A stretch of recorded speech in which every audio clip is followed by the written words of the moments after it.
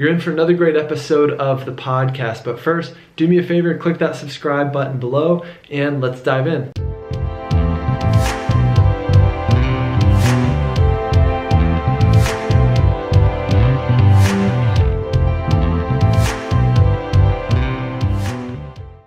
All right, on the show today is Daniel Fava, right? Yep, that's how you say it. From createmytherapistwebsite.com.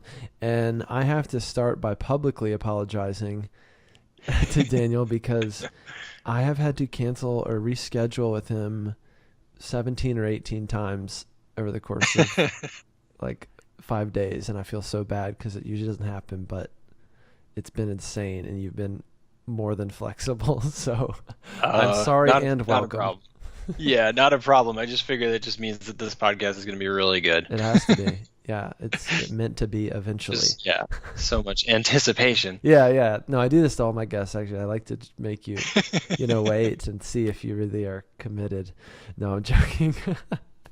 Well, I don't even remember how I came across you. It must have been just a while back. I came across your site or you or one of your sites somewhere, and I was like, okay, wow, these sites look really good.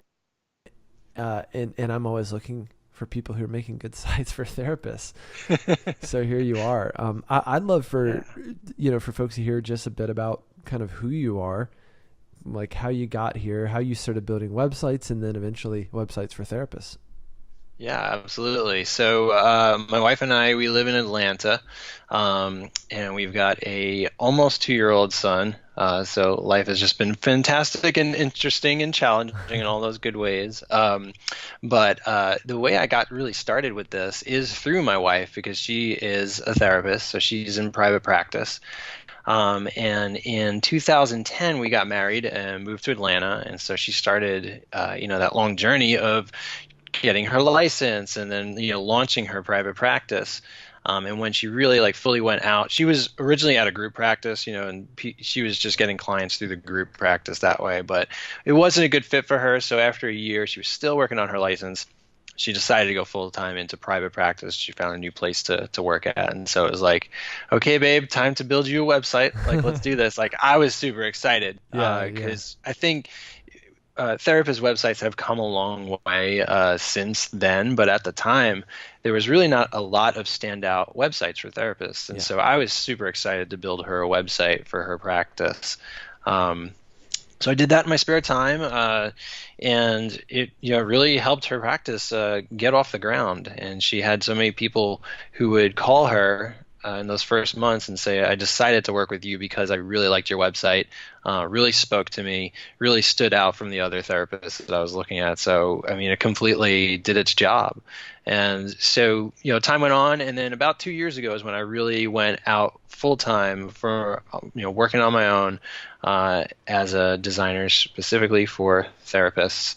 Just got the entrepreneurial bug. And I had been working for 5 years at a nonprofit as their user experience manager, and was just getting a little bit tired of corporate and just being in meetings and meetings about meetings. And I'm a creative guy. And so if I don't get that creative outlet and, really serve people, I get a little antsy. And so that's kind of what happened. So I did some soul searching and really, landed on how can I help other therapists create amazing websites, learn how to market their business online like we did with my wife, and hopefully create the same sort of impact and effect on their business. Excellent. So let me ask you this: when you finished her website, 2 questions. What did you do in particular that made it effective? And number 2 is, what did you do to get that website in front of people who need a therapist or who are looking for a therapist? Well, at the time, I was really new. I was totally new to marketing for therapists specifically. And so, I really just relied on my own sense of design. I'm very passionate about just clean website design, like simplicity. And so, that first website of hers was very simple, but it had a little bit of an artistic feel to it.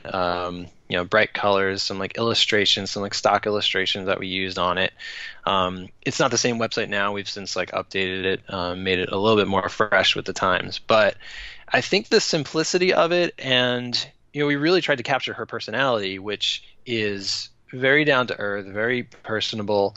I mean, she's a therapist, so she's great with people, but obviously, but just trying to capture her personality. So a lot of the copy was very conversational, wasn't very, sometimes I feel like therapists fall into that therapy speak where they just want to give a bunch of information. It's like, here's everything you need to know. Yep. Whereas we really focused on how can I help you, and just share a little bit about her personality and her background, in such a way that kind of tells a story. And I think that really captured people and really helped people connect.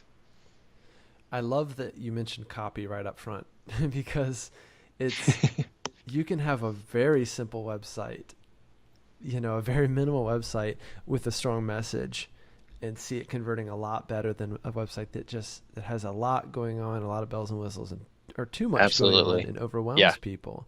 You got to Yeah. think people looking for a therapist are usually they're already anxious, and if your Yes. website makes that worse, Yes. they're not gonna call, right? That's the start of their experience with their new therapist. Right. And so I love that you mentioned kind of erring on the side of simplicity, of minimalism.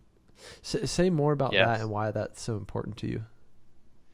Well, I think that, as we progress and, people are just so inundated with so much information these days and so many messages, and people are, on their phone a lot more. If they're looking for a therapist, they're most likely on their phone. I mean, it depends on the demographic really, but a lot of more people are using their phone, so they're distracted. There's lots of things going on, and so if they can't specifically find the information that they're looking for and find it quickly, you could easily lose them, and that's why people might come to your website, get a little frustrated, or not even frustrated. They're just not able to find what they're looking for, which is, can this person help me with my challenge? They're just going to leave your website and probably land on another website for another therapist who they just connect with more, and they get that sense of trust, Hmm. that connection, and that feeling. Okay, this person can help me with the challenge I'm facing right now. A site that is really complicated and overwhelming on a desktop usually doesn't translate well on mobile, right? Right. So, Yeah. and I know, yeah. So, in terms of folks looking for a therapist on their mobile device is pretty high. I know roughly what it is for my own practice site. Do you have an idea of kind of what it is for some of the sites you built, or across the board, or like even a I don't. guess? I haven't. Yeah, I haven't looked at that stat Yeah, in a while. So yeah, I don't want to throw out any numbers because I'm not totally sure. I'll throw one out. Yeah. It was, I Yep. think, for ours, it's high 60s or almost even 70%. So and it's Yeah. definitely over 65%, which is pretty significant. So what Wow. that Yeah, my means, guess would have been yeah, 50 to 60. yeah. And Yeah. so I think that's pretty standard. At least half of people, if not a little bit more, are on their mobile device. And if things don't work and aren't easy to navigate with your thumb, Yeah. people aren't going to know how to get through. Or if you click a contact form and only part of it opens up or whatever, that's a really good way to lose potential clients before they've even gotten in touch. Yeah. Absolutely. Because Mm. you've already set the stage for the experience with them, and that's frustration, which Yeah. nobody likes. Yeah. So, when you had you had your wife's first site up and running, you worked on the copy, kept it very conversational, kept the whole site simple aesthetically. Then, were there things that you all did together to get it out there? Yeah, so during those first probably like 6 months, it was very slow, and it was very frustrating. And just those questions, my wife just like, did I make the right decision? Changing and going to a private practice and all that sort of stuff. Luckily, I had my job, so she was able to kind of take it a little bit slow there. But the first thing I told her to do is just like, let's just start creating content. Just start blogging, just Hmm. thinking about the people you like to see or want to see in your practice, and just start creating content. And after about 2 months, we looked at her Google Analytics, and her traffic more than doubled. And she's not a big social media like marketing type of person. She's a little bit more of an organic marketer, and so so we just did blogging. That was really all we did, and we saw her traffic double after just 2 months of posting a blog every single week. And so that brought in some of that initial traffic, and I believe some of those Mm-hmm. initial clients. And then from there, just over time, referrals, Sure. more traffic over time. Psychology Today too. She relied on that for some of those initial clients as well. Did you do any keyword placement on your pages before she started blogging? No, no, it was Mm. really we just focused on let's get the website up and focus on those blog posts. Mm-hmm. Got it. Just kind So, of threw it out there and just said, okay, let's see what happens. Let's see who shows up, and people showed up. yeah, that's impressive. Yeah, yeah, especially in Atlanta too, which is a pretty saturated market. We do have a lot of therapists here. Yeah. Well, and for most therapists, you need your site showing up enough to get full or to get your practice where it needs to be, right? So Yeah, for her, it just need to be enough to get off the ground and fill her caseload. yeah, absolutely. Yeah. So, and then so you built her site, and then when did you start building more websites for therapists? It was a little bit of it was a slow process where her colleagues would come to me and say, "Hey, can you build me a website?" And at the time, it wasn't really anything I was thinking about because I had my full-time job, and I was like, I don't really want to. I don't want to be a freelancer, you know. Mm, And but then over time, as people kept asking me, I was like, maybe there's something to this.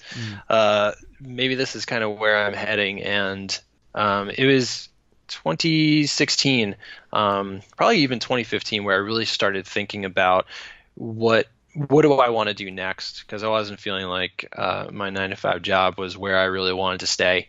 So I did a lot of soul searching and just thinking about what do I love to do, and I love to create websites. I love online marketing, and so I came back to my wife's story, thinking about how her website really helped her and her practice get off the ground, and so how could I do that for other therapists? And so it was 2016 where I went full time, and my wife was pregnant at the time, which isn't really the best time to start a business, but we really wanted the flexibility in our life yeah. because especially with Atlanta traffic, if I'm somewhere across town, it could take me an hour and a half to get home to her. I was like, I want to be close to home. I want to be here, for her and for Hmm.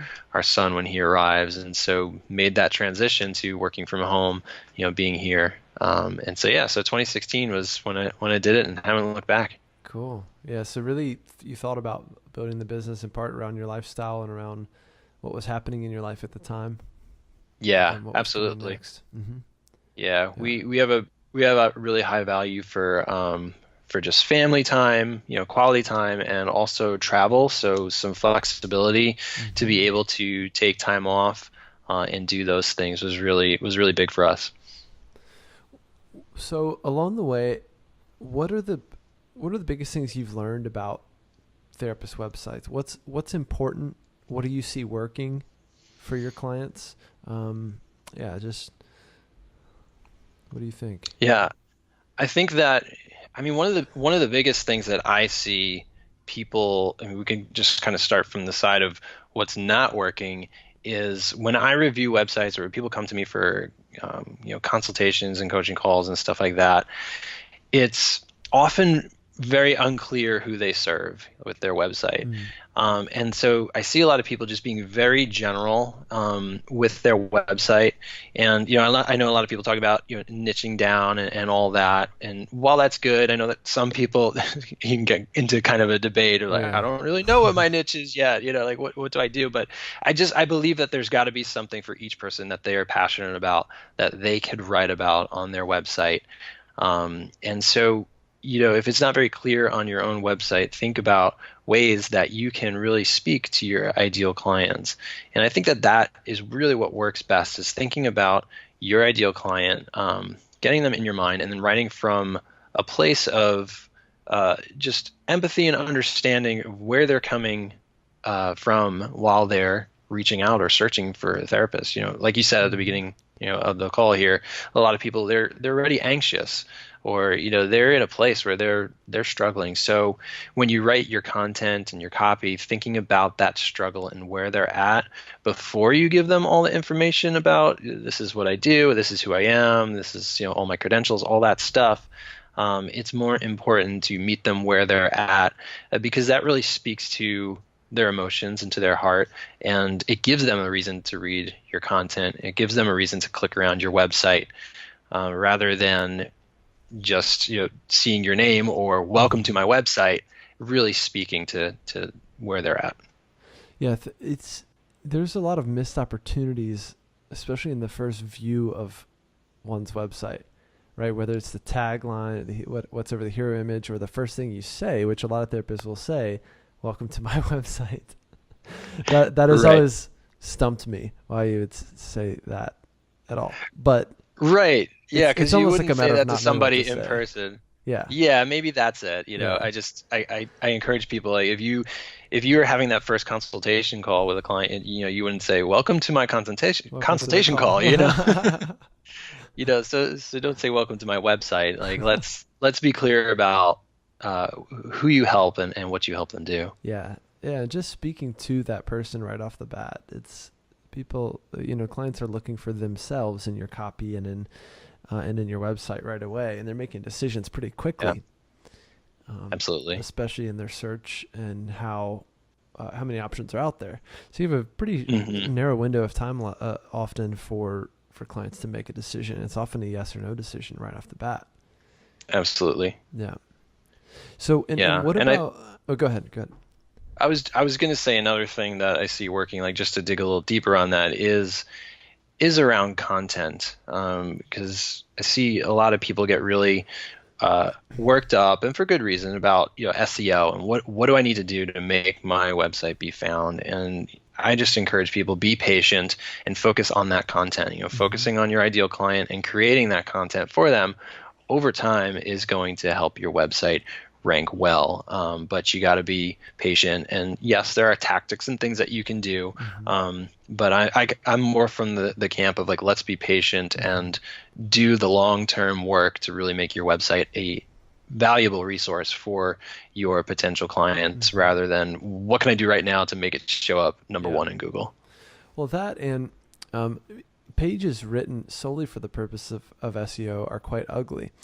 And I always recommend that Right. folks write their copy as they want it to be first. Write a compelling message first before you go back and optimize it for SEO or put in keywords and what have you. Because it's just not a very attractive way of Yeah. writing or creating headlines and headings on your pages and whatnot. So I think it's really important to get that message right first and Yeah. write naturally and to the client, Hmm. and then worry about keywords. But I do agree, yeah. So SEO is a longer term play and not something that happens overnight. And a lot of therapists get really frustrated and they just decide to, I don't know, give up or count it out or whatever it is. Yeah. Right.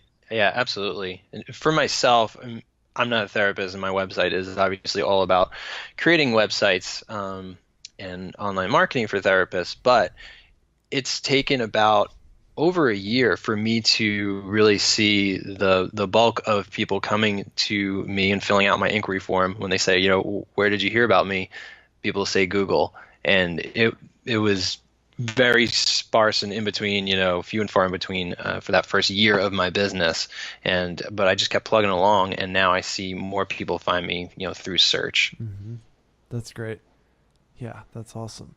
So the copy is critical. So you've already made me really happy by saying that first. So we talk about that a lot on the Good. show.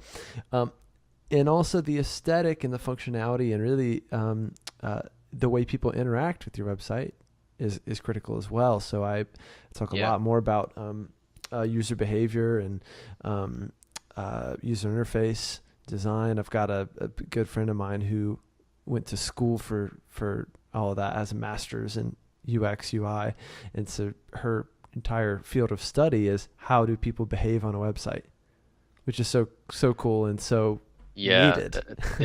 yeah, that's Yeah. awesome. It's very nuanced, and there's a lot of science and study that can go into that. Yeah. Absolutely. With that regard, like how do you integrate that knowledge or even that background of yours working in the nonprofit into the way you the way you frame out therapist sites? So, I mean, back to the beginning of our conversation, I think for me, it really comes back to simplicity, and also being kind of like a power user. I'm Mm-hmm. on the web all the time, and I'm evaluating websites that I see. So I'm looking at ones and thinking like, okay, this Mm-hmm. works really smooth. That's really I like the interaction here. Or this website's really hard to use. Why would somebody have this like Mm-hmm. this? And so for me, I think it's kind of a gift and a practice just from my background. Like for example, I'll come to a website where maybe they're asking me for a zip code, and it bothers me so much when I'm on the phone and I click the form and it pops up the regular keyboard instead of the number specific keyboard. I'm like, because I'm a geek, I'm It's like, just annoying. I'm like in the background, you can just in the code, just you can Yeah. have this one specification that will make it pop up the correct keyboard. So it's like little things like that that I'm just aware of, Yeah. and it all comes down to making helping your clients and your website visitors think as little as possible, and get them to the answers to their questions as quickly as possible. So I haven't studied UX in great detail, but for me, it's more of that geeky background Yeah. and just using a lot of the websites and making sure that it does work and it functions quickly and smoothly. Yeah. Is it highly usable? Is it easy to use and easy to navigate? And sometimes I Yeah, think therapists can't see that because they don't know what to look for, and they're navigating their own site. So to them, it makes sense to have a button over here or have a form pop up over here. Um, Something that I right. would do if I were, like, let's say, building a therapist site on my own, or trying to test things out, is I would literally just get some people to test it for me. Yeah, Have a bunch of absolutely. people who are not therapists sit down and go, I just want you to go to land on this page, and I want to see what you do next. Yep. Right? Or I want you to then fill out a 10 question survey of how usable was it? Could you find the button easily? How long did it take you? How did you Yeah. feel on the page? That's kind of how I would do it. I think if I was wondering, is my site working? You know, Even if I Yeah, think it's working, absolutely. you have to know.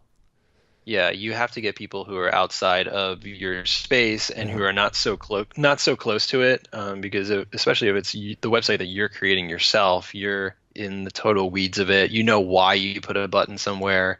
Um, so yeah, just having somebody from the outside test it is huge. I mean, you just post a link on your personal Facebook and say, "Hey friends, let me know what you think about this." Just get feedback that's outside of yourself. Totally. Totally. Well, what else do you see working, or even like, where do you see therapist websites going in the future? Ooh, that's a good question. Hmm. I think that Yeah, I think things are just getting more and more, they're going more towards, I guess, lack of a better word, generosity, like in content is what I'm saying. Um, and we kind of touched on this a little bit, like coming from a place of, I want to serve. So, a lot of people talk about blogging and teaching blogging. And so I think that blogging is such a great way to give before you even get that client. And it's one way that it can really help you stand out, because if somebody lands on a website and they don't have any blog posts, any articles there for someone to dig into, and then they land on your website and you've got like this 5 post series Yeah. all about the challenge that they're coming to you for, like that's going to make you stand out. And I think that the internet in general, the web marketing has been going that way for a while, just moving more towards that content marketing. And I don't even mean like not even like social media, like while that can be Mm-hmm. important and that can help for some people, that's something that my wife has never really done, is Right. social media marketing for her practice. But for other people, it works great. But I think like encompassing it all is just being able to give and serve and give that information, for free, to just let people know and trust you, in order to reach out to you and really get that feeling like, okay, this person can help me. Yeah. Absolutely. It's a powerful tool for creating a relationship. with folks, and also for making an impression, Yeah. and allowing clients who are, especially the potential clients who are super thorough and going deeper into your site or doing all their research. Back when I was in solo Yeah. practice, I had someone say they had read every single blog post I ever wrote, which at the time was quite a lot. And I was kind of Wow. stunned by that. And also like, you should do other things with your time. But that they were Wow, that kind of that's client that thorough. was like, I read Yeah. all 57 posts or whatever.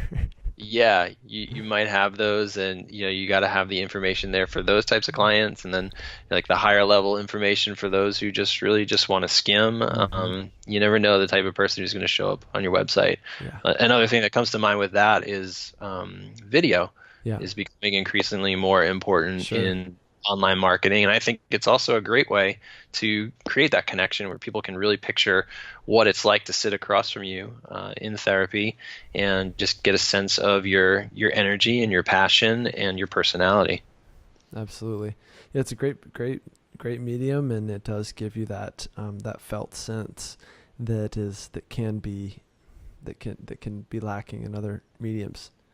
Absolutely. What would you say, like for those therapists who are in between, do I build my site myself or do I get some help? How would you say they should kind of make that decision?